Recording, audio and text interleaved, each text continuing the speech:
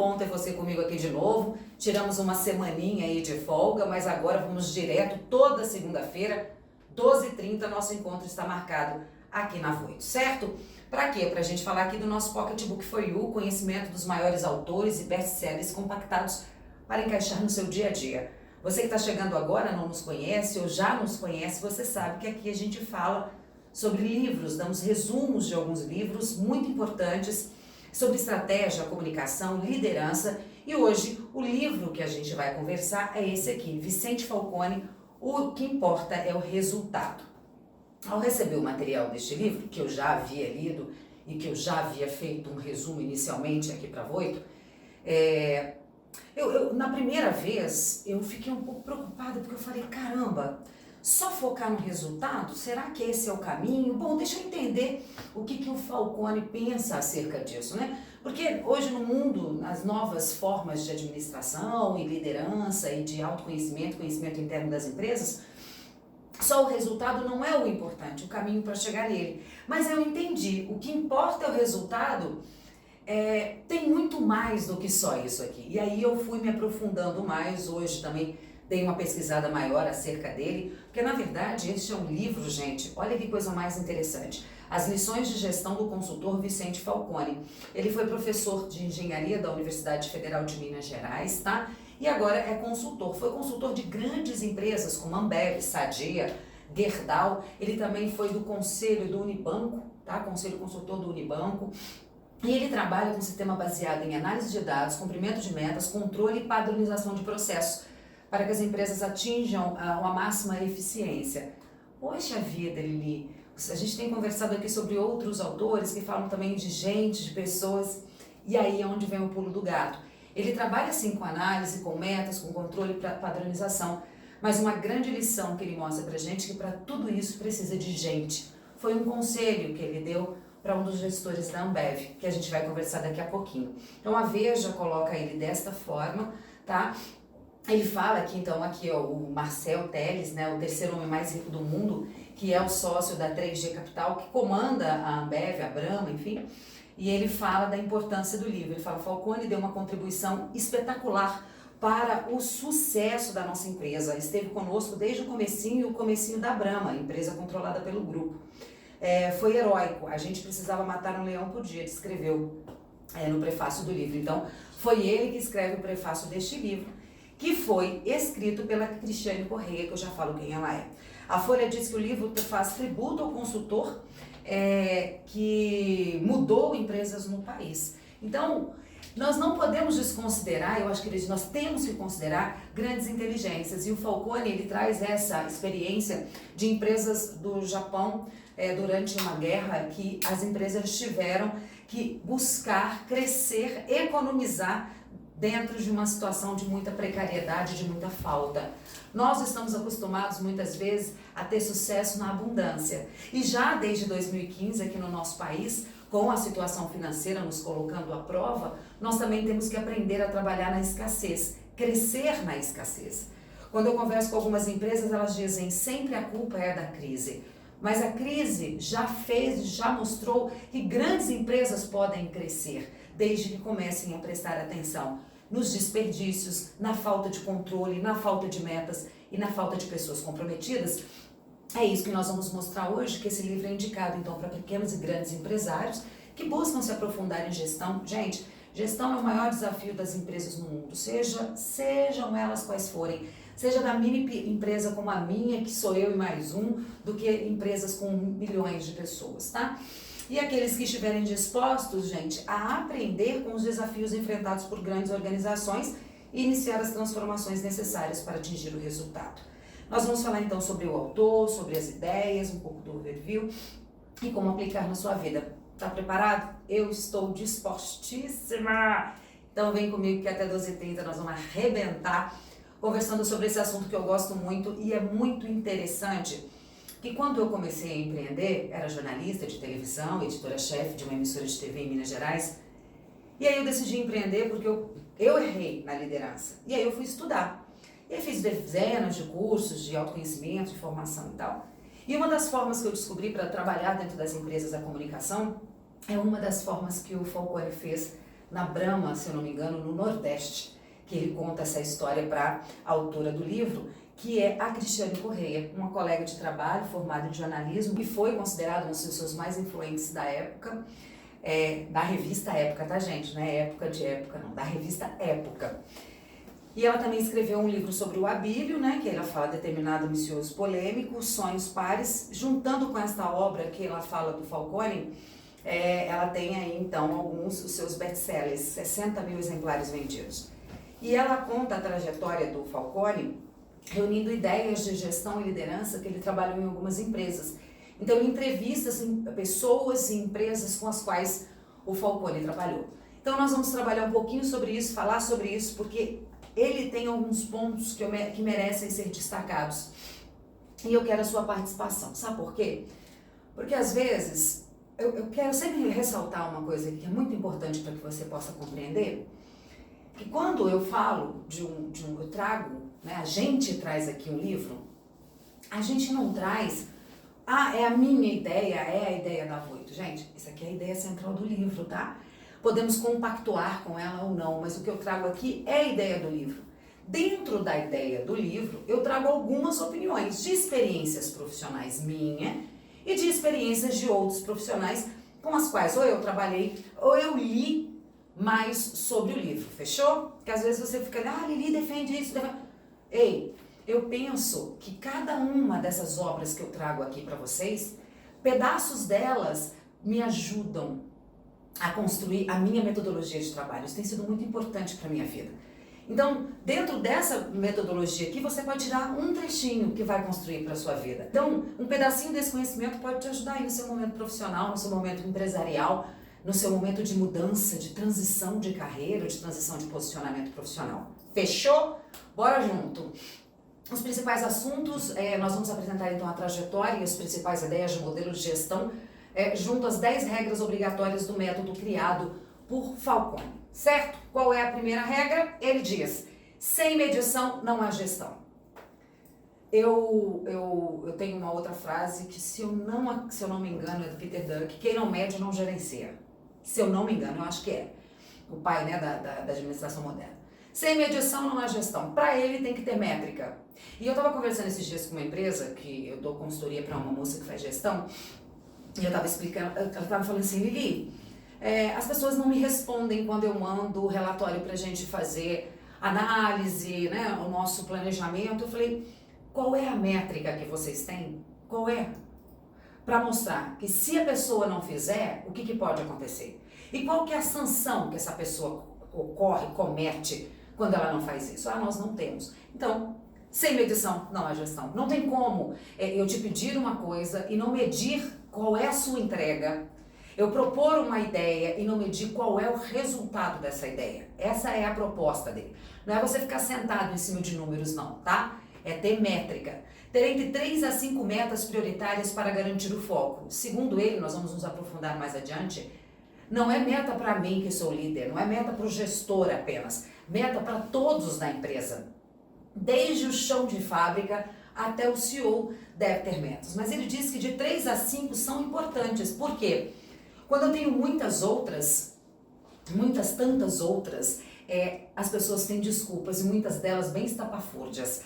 O diretor da Araújo, uma grande rede de drogarias de Minas Gerais, em Belo Horizonte, tem Juiz de Fora e em algumas outras cidades, passou pela consultoria do Falcone. E ele fala que uma das desculpas mais emblemáticas que ele teve foi que o pessoal do PET, o gerente de PET, porque a Araújo ela trabalha com sistema de drugstore e essa drogaria ela tem de tudo, desde higiene pessoal, alimentação e comidas para animais. E o gestor de PET de uma determinada loja e região não estava vendendo, não bateu a meta que ele tinha sido proposto para bater. E aí ele chegou com uma desculpa dizendo que, por conta da época, as tartarugas não estavam, não estavam nascendo tartarugas. E aí por isso que ele não estava vendendo. Só que ele deixou de considerar que a venda de ração para tartaruga, a parcela é minúscula dentro das vendas de ração para pet. Para você ver onde a gente busca, além das desculpas mais estapafúrdias e esfarrapadas, nós colocamos culpa nos outros. Então ele diz, de 3 a 5 metas está de boaça. Nada existe sem recurso financeiro. Perfeito.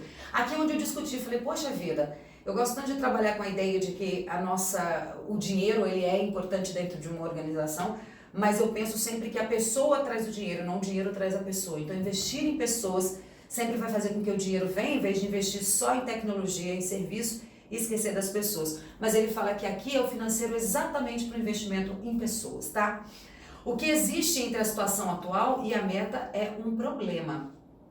Então, a gente não deve fechar as portas para o problema. O problema existe, é olhar como é que eu estou hoje, qual é a meta que eu devo chegar. E aí sim observar neste percurso como que eu posso administrar essa meta para que eu consiga chegar onde eu quero chegar.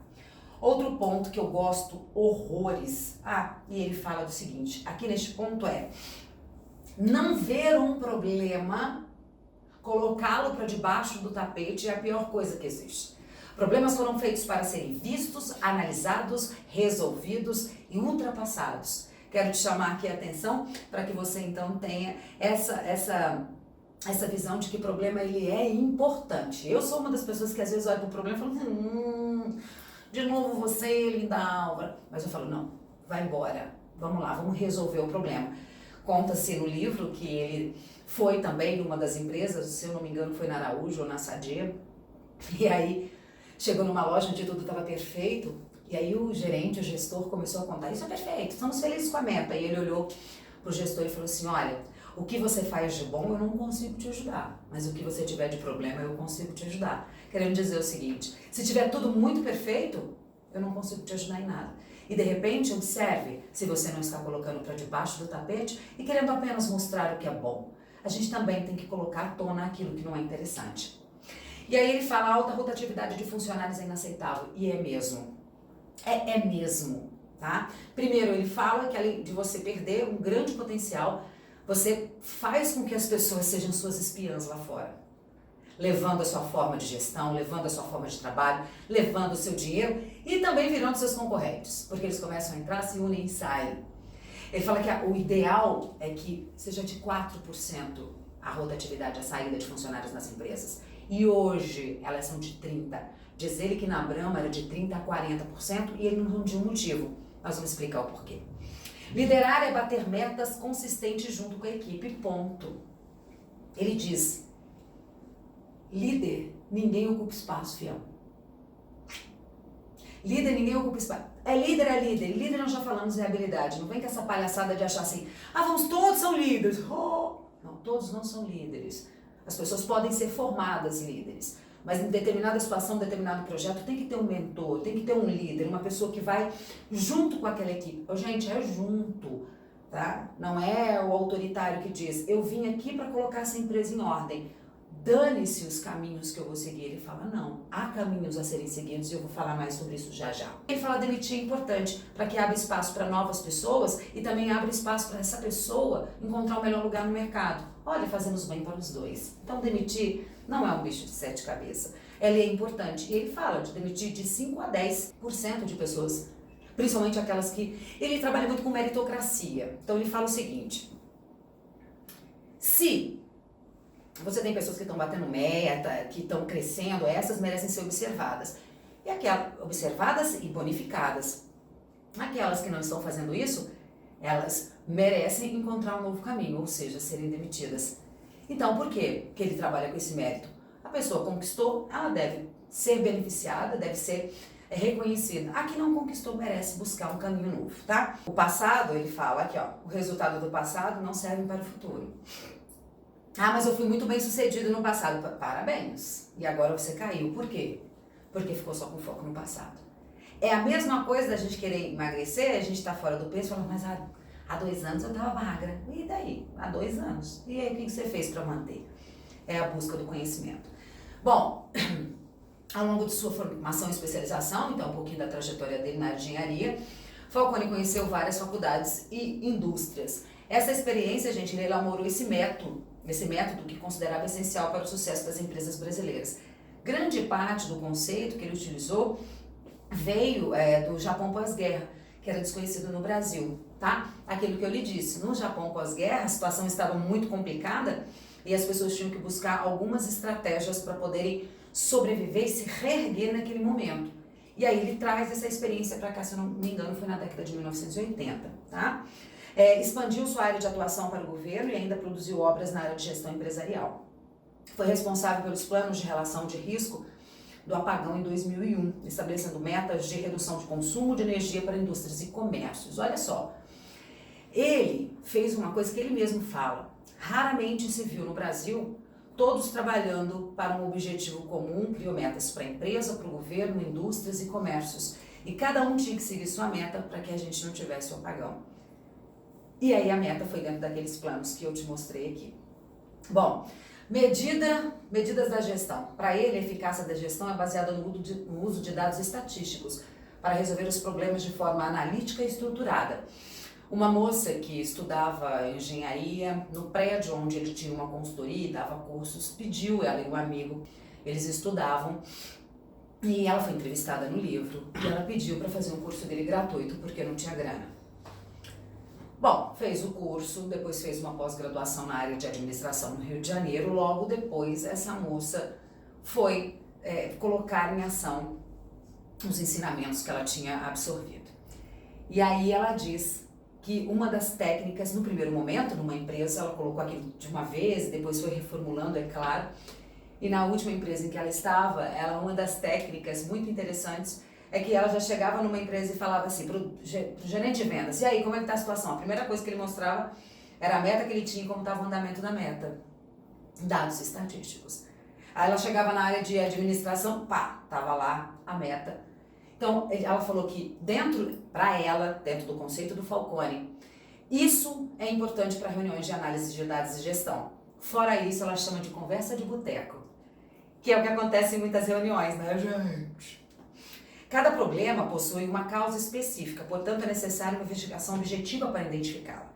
O funcionamento do processo precisa ser detalhado passo a passo para garantir compreensão da equipe. Isso aconteceu nesta fábrica da Brahma, no Nordeste, que queria crescer, e ela não sabia como isso ia. Na verdade, aconteceu na Brahma como um todo, né? Mas eles perceberam que a gerente de venda não tinha a mínima ideia do que acontecia na empresa, assim como a produção não tinha a mínima ideia do que acontecia. E aí eles fizeram como eu posso te dizer, um plano com todos os processos. Ficou muito grande. E aí eles decidiram fazer uma agenda. 8 da manhã se faz isso, 9 da manhã se faz isso. E segundo a autora do livro, 7.000 pessoas começaram a trabalhar numa engrenagem muito bem azeitada, porque todos sabiam muito bem o que o outro estava fazendo. Quando investiu em mostrar para todos, disseminar, mostrar o processo passo a passo para garantir a compreensão da equipe. Eu falo muito em algumas empresas, eu chego e falo assim, vocês têm o procedimento operacional padrão de cada função? Ah, a gente tem MES em geral, aí um calhamaço desse tamanho assim. O procedimento operacional padrão, que é o POP, ele vem por hora. Às 7 da manhã você faz isso, às 8 da manhã você faz aquilo. Ô Lili, mas aí a pessoa fica engessada em cima daquilo? Não, aquilo é o norte. Como é que funciona uma indústria, uma empresa para que as pessoas sigam o mesmo norte? Como é que eu, vendedora, a gente já conversou sobre isso em outro livro, vou vender uma televisão se eu não conheço o processo que é feito lá embaixo? Só que também o cara da produção, ele tem que entender a importância do meu trabalho para que ele também me ajude a vender aquele projeto. Olha como é importante o trabalho no geral. Você buscar uma solução hoje com ideias que você teve no passado pode até dar certo, mas nem sempre dá. Então, o mundo evolui muito rápido, as pessoas evoluem muito rápido. Em uma consultoria recente, uma empresa, as pessoas usa-se muito, que eu acho muito interessante, ele usa isso no livro, e aí eu falo, estou no caminho certo, ainda, claro, não sou um Falcone da vida, mas chego lá. Ele fala muito que em algumas empresas que vivem essa situação, a frase é sempre foi assim. E eu ouço muito isso, mas por que? Ah, sempre foi assim. Ah, sempre foi assim. Ah, sempre foi assim. Ah, sempre foi assim. Ué, sempre foi assim. Né? E ele fala, se sempre foi assim, é um problema do passado. Então vocês estão continuando buscando as soluções do passado para resolver o problema no presente. Essa situação existe uma busca constante pela razão dos acontecimentos. O que aconteceu? Ele fala que é importante a gente perguntar os porquês. Por que isso acontece? Bons resultados não devem ser um sinal para a comodidade, mas um incentivo para a gente continuar crescendo e buscando soluções para os problemas. Um bom líder é capaz de alcançar suas metas e trazer resultados. Como, Liliane? Como? Reconhecer que metas não são batidas com talentos individuais, mas com trabalho em equipe. Ponto. Ele, em uma conversa com, se eu não me engano ainda, o pessoal da Brahma, ele falou exatamente isso. Ele falou, olha, vocês têm tudo, mas está faltando um investimento, uma coisinha aí pequenininho, boba. Gente, a liderança não pode ser suprida. Olha que coisa mais interessante. Deve existir a figura de um líder que trabalha em conjunto com a equipe e valoriza seus esforços. Será muito bom quando todos nós conseguimos chegar a essa liderança. Aqui foi encontrado um problema dentro de uma empresa por conta desse problema aqui, ó, do turnover. Ninguém estava entendendo o motivo pelo qual isso acontecia. Que as pessoas estavam indo embora, as pessoas estavam indo embora, as pessoas estavam indo embora. Para evitar essa insatisfação, o ideal é realizar um acompanhamento com cada trabalhador, buscar uma forma de recompensar os bons resultados. Eu sei que a gente já está chegando ao final, mas esse ponto eu quero parar um pouquinho rápido, eu juro que eu não passo de um minuto. Aqui me chamou muita atenção, porque isso eu converso muito com algumas empresas também, e aqui ele foi nesta empresa, entrevistou um a um dos funcionários, que é um projeto que eu já faço. Eu sento meia hora, 40 minutos com cada funcionário das empresas e faço uma análise do que eles querem, do que é bom, do que falta, do que pode acontecer. Muitas vezes, vocês não acreditam, a vontade é quase a mesma. E quando às vezes eu vou repassar isso pro gestor, ele fala, não acredito que eles estão reclamando de mofo na cozinha. E aí é onde o Falcone entra e fala, meu bem, deixa eu te falar uma coisa. Se o funcionário não estiver satisfeito, se ele não estiver feliz, ele vai embora. Ele põe aqui alguns dados que eu trouxe para você. Rotatividade na empresa mostra doença e população doente não é motivada, não produz. 70% do trabalho numa empresa é da liderança. E quando fizeram essa pesquisa lá na Brahma, descobriram que eles não tinham líderes. E aí começaram a fazer um trabalho de formação de líderes. Falcone trabalha com uma filosofia de um psicólogo e também filósofo, Abraham Maslow. E ele fala que o cidadão tem 5 necessidades. Eu anotei aqui, vou olhando pro ladinho, viu gente? Que eu faço minha cola aqui do canto, tá? Ele fala que as pessoas têm necessidades fisiológicas, então comer, dormir. Segurança, que é proteção, cuidado. Tem necessidades sociais e de afeto, então ter amigo, ter colega de trabalho. Tem necessidade de autoestima, então confiança, respeito dos outros. E tem necessidade de autorrealização, crescimento profissional. E ele fala que essas 5 necessidades, elas devem ser observadas dentro da empresa. E ele ainda diz o seguinte, que quanto mais a necessidade for primordial, mais a outra é ultrapassada. Então veja, se numa empresa a comida é ruim, o salário pode até ser bom, mas essa é uma necessidade de primeira linha. Então ele começou a falar do banheiro. Até o pão que você serve para o seu funcionário vai impactar na tua meta de final de mês, no seu lucro. Olha que coisa mais interessante. Não sou eu que estou falando, não. Leia o livro dele. Esse é um conselho que ele deu para quem escreve lá, o pessoal da 3M, eu acho, se eu não me engano, desculpa, tá, no início que eu falei para vocês, que escreveu o prefácio do livro. Esse foi o conhecimento de uma empresa com 7.000 funcionários, que começou a perceber que o problema era as instalações. E quem é que é feliz fazendo xixi num banheiro que não tem porta, com água escorrendo? Tem que prestar atenção nisso não, quero que me dê retorno financeiro. Vou te falar uma coisa, não vai, tá? Ah, outra coisa. Líder que é carrasco, que é um gritão, eu que faço, se não sou eu, ninguém faz nada aqui. Vou te contar uma coisa, o senhor é responsável por isso aqui. Ah, e fique esperto. As pessoas estão indo aí, pegando o seu conhecimento, o conhecimento da tua empresa e sendo espião lá fora. Espião remunerado, velho. Fica de olho. Metas. As metas devem ter um critério financeiro elaboradas para cada nível gerencial. Ponto, já falamos sobre isso. Métricas financeiras fornecem uma resposta clara e objetiva se a empresa está bem ou não. Fato. Mas eu sempre falo que é importante você buscar essa métrica financeira, não se esquecer dela. Mas eu não vou trazer uma experiência que foi o seguinte. Uma empresa chegou e conseguiu 600 mil, estava com 400, foi para 600 mil. Feliz da vida, porque tinha aumentado o seu recurso financeiro.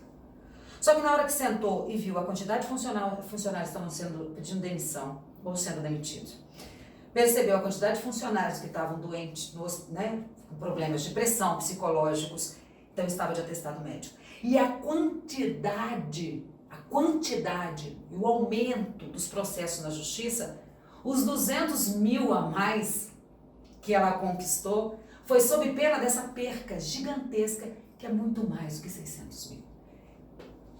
Entende? Então, o que nós temos que pensar? As nossas metas financeiras, elas têm que estar atreladas aos critérios e à gestão. Todos devem ser contemplados nas metas, pois possuem sua parte no bem-estar da empresa. Não adianta você chegar a 600 mil matando as pessoas, não dando respeito para elas. Sabe por quê? Vai ser 600 mil na sua vida. Quantidade não significa qualidade. Saber dosar a quantidade de metas é essencial. De 3 a 5 tá de boaça. Tinha uma empresa que tinha 17. Quando você tem 17 metas, você não sabe nem por onde começar. Bom, gente, considerações finais. Estou indo, falei que hoje eu ia ser breve. Espero que vocês tenham gostado. Voltei no pique total. Comece estabelecendo pequenas metas para a sua vida pessoal e em seguida para o seu negócio. Ô, gente, meta não é ganhar trilhões, não, tá? Meta é conseguir organizar melhor, fazer um curso. Meta é você melhorar seu processo financeiro de entrada e saída para saber onde estão os gatilhos ou os gargalos ali. São pequenas coisas. E não pare diante de um obstáculo. Procure soluções inusitadas e continue sempre inovando. Palavra-chave deste livro. Palavras.